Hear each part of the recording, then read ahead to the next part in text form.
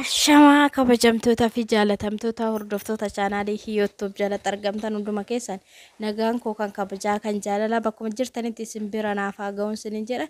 Ani obboleettiin keessan nagaa kooti. Isinis akka nagaa guutuu qabdan Waaqayyo biraa abdiin qaba. Warroonni mana kooti faara wataatan like, share, subscribe gochuun karaa maatii kootti dabalama. Warroonni maatii koo taatan hanga guyyaadhaan hafanirtan guddaa galatoomaa isinin jedha. Hundumti keessanuu wal jajjabeessaa harka wal qabadhaa. Wal bira hin tarinaa wal faana dhaabbadhaa isinin jechuu koo dhaamsa koo kan obbolummaati. Innaa wanta tokko irraa hin dubbachuu dhufe inni sunillee maali jechuun keessaniin oolu. Ani beektu miidiyaa kanarratti wanta kaleef gadda haasa'amaa jiru. Inni sunillee maali? Waa'ee Naafii fi Kadiir irratti warqii maalidha micayyoo wayii jalaa fuute wanta akkasiiti kan haasa'amaa jiru. Garuu warqicha sani kan fuudhe intala takka nama tokko malee uummata muluu miti kan walitti qabee mana isaati dhaqee warqii sanati. Sababa nama tokko mooyyutu namni hunda arrafamuu qabu. Sababa mooyyutu micayyoon takka biyya tokko keessaa waan tokko balleessiteef biyyi sun hundi walitti qabamee arrafamuu qabu.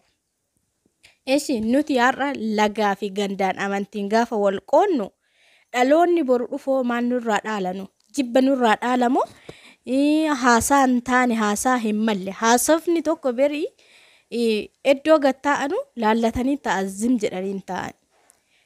Dhaloonni boruu mooyyutu maal bara viidiyoo kanarraa jibba baramoo wanta tokko dubbachuun duratti itti yaaduun barbaachisaadha.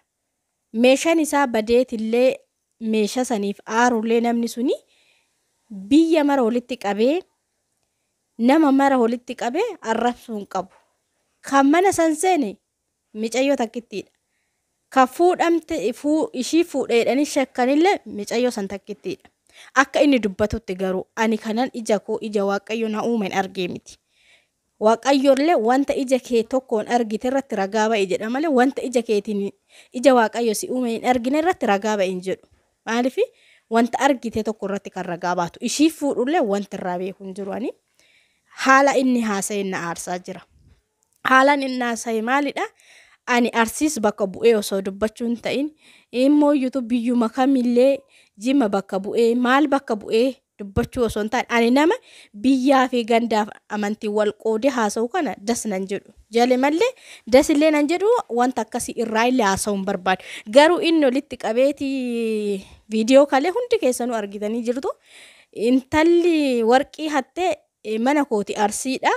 Arsii guutuun hattuudha jedhe walitti qabe jedhamu hin qabu. Kana ta'e intala takka. Kan fuudhe mooyyutu micayyoo takka. Gaafa dhaqxee mana isaatii fuutu arsii mari'attee arsii guutuun mari'attee naanne micayyoo sun. Inni biraan mooyyutu micayyoon tun nama tokko malee arsii hunda bakka hin buutu. Arsii yoo ta'e ani biyyaafis dubbachuu osoo hin taane haala sana dubbisaa jira. Arsii jechuun nama hojjetee dafqa ofiitiin bulu malee nama dafqa namaatiin illee bulu.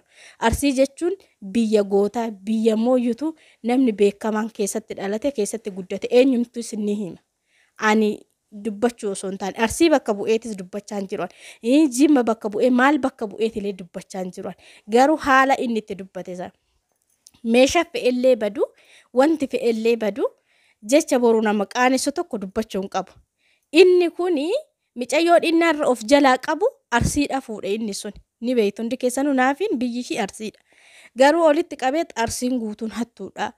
Micayyoo arsiiti kan warqii koo mana keetti hate jedhe. Kana ta'e micayyoo takka waan ta'eef ishee san danda'u. Qabeenya ofii gara isa barbaachisa seeraan ta'e kara namaatiin ta'e kara jaarsatiin ta'e meeshaa ofiirraa fudhachuun mirga qaba. Akkamiin akka itti kennesi akkamiin mana isaa akka seentee fuutesi namni isaa fi rabbii fi ishee malee nuti wanti irraa beeknu jiru.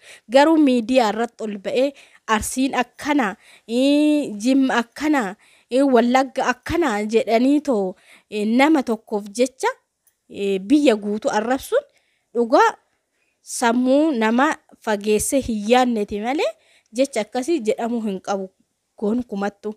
Isheen micayyoon takkitti suni biyya arsii bakka bu'uu miti. Badii ishiin hojjettetti maatiin ishii bakka ishii afiin bu'u kan bakka bu'u mataa ishiiti. ishee badii hojjetteetu bakka badii san wanta itti hojjetteef isheetu bakka ofiif bu'a malee maatiin ishiitu itti arrafamuu hin qabu. Maaliif maatiin mari'atteef fuune maatiin kana naa go'in jedhuun biyya dhiisatu garuu inni maatii ishiirras tareesi biyya san arrabsa. Kanaafuu jecha akkasii sun jedhamullee hin qabu tasumallee maaliif hojjettanii akkamittiidhaan nama tokkoof jecha biyyi guutuun arrafamuu qaba. Akkamittiidhaan nama tokkoof jecha maatiin kee arrafamuu qaba.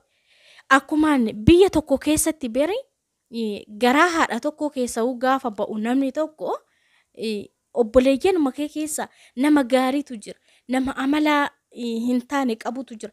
Nama lolutu jira. Nama mootas gabbaatu jira. Akkuma sanii biyya tokko keessatti mooyyutu biyya tokkoo fi namni tokko waan hojjechuu hin danda'amu jechuu sirrii miti.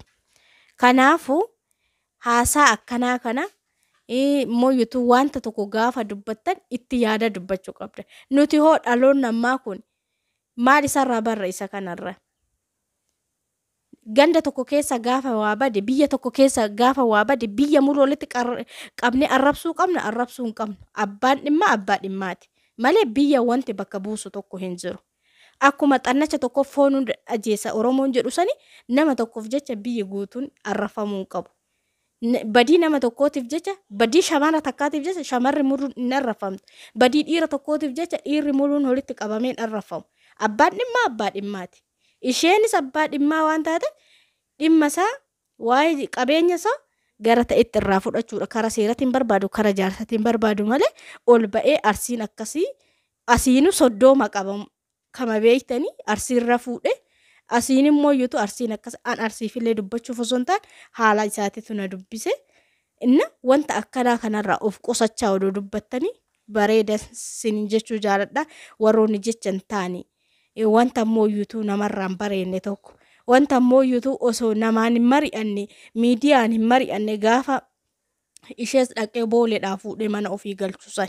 Akkuma gaafa sanii namaan son mari'anne mana ofii galchee mana isaa bulchee kunuu badee miti akkuma badeen ishee sanii wal gaafachuu qaba inni dirqama malee ol ba'eetillee haa dubbatatu ol ba'ee miidiyaan ooka furmaata godhaa fi meeshaa akkanaan na jalaa bade naa barbaada hoo jedhe rakkoo hin qabu. Garuu intala arsiitii taate arsii muluun walitti qabee arsii muluun hattuudha jechuun suni dhugaa baay'ee tokko waan hin qaanyidha waan sheemidha dhiifama naaf godhaa jecha akkasii isarraa illee ba'uu hin malle yaanne ani har'aaf qabadhee dhiyaadhe kanumaa aga viidiyoo biraatiin walitti deebinutti fayyaa nagaa ta'a. Warroonni garuu amma booda haasaa kanarra jecha isaa kanarra waa baruu qabna. Viidiyoo irratti waraabne dhiisuu osoo hin taane waan tokko irraa baruu qabna. Waan tokko sammuu keenya keessatti irraa barumsa guddaa nuuf ta'uu qaba. Maaliif namni tokko gaafa waa balleesse nama tokkicha saniif jecha nama hunda walitti qabanii arrabsuun sirrii miti. Abbaan dhimma abbaa dhimmaati. Kanaaf hundi keessanuu viidiyoo irratti waraabuu osoo hin taane kan dhufuuf nuti maal irraa barra kan jedhu itti yaaduu qabdanii isiniin jedha. Haga viidiyoo biraatti walitti deebinutti fayyaa nagaa ta'a. Iddoo jirtanitti horaa bulaatii deebana. Viidiyoo kana hundumti keessanuu like share godhaa. Ol jajjabeessaa wal faana dhaabbadhaa. Fayyaa nagaa naaf ta'a nagaan naaf ola.